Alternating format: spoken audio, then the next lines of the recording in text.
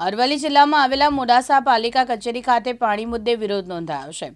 મોડાસાના ward number 7, 8, 9ની મહિલાઓએ નગરપાલિકામાં માટલાફોડ વિરોધ નોંધાવ્યો છે। લઘુમતી વિસ્તારમાં પીવાનું પાણી અનિયમિત આપવા મામલે રહીશોમાં રોષ ફેલાયો છે। સોસાયટીમાં અને મોહલ્લામાં રાત્રિના 12 કલાકે પાણી અપાતા મહિલાઓ રોષે ભરાઈ છે। પીવાનું પાણી દૂષિત આવતું હોવાના પણ આક્ષેપો મહિલાએ લગાવ્યા છે। આ બાબતે ડેમ સાઇટ પર પાણીનું સ્તર નીચું જોતા સમસ્યા સર્જાઈ હોવાનું સીઓએ નિવેદન આપ્યું છે। માધુક ડેમ ખાતેથી હાલ પાણી પુરવઠો નગરમાં સપ્લાય કરવામાં આવતો હોય છે।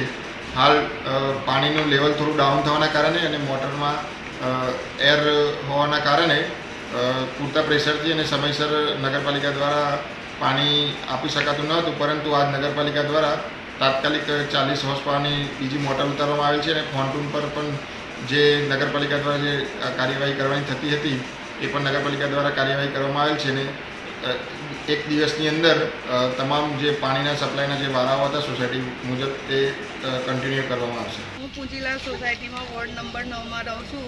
અમારી પાણીની બહુ સમસ્યા ઊભી થઈ છે। પાણી રેગ્યુલર આવતું નથી, પૂરું પણ થતું નથી પાણી। તો પાણી અમારે કમ્પ્લીટ આવે એવી અમારી માંગણી છે। કેટલા દિવસ આવતું? તો પાણી એક દિવસ છોડીને આવે છે, પણ અત્યારે તો બિલકુલ પાણી આવતું જ નથી અને બરાબર આપતા બી નથી પાણી। તો પાણીનું કમ્પ્લીટ નિયમિત પાણી આવે એવું કરાવું। ઋતુલ પ્રજાપતિ, દિવ્યાંગ ન્યૂઝ, અરવલ્લી।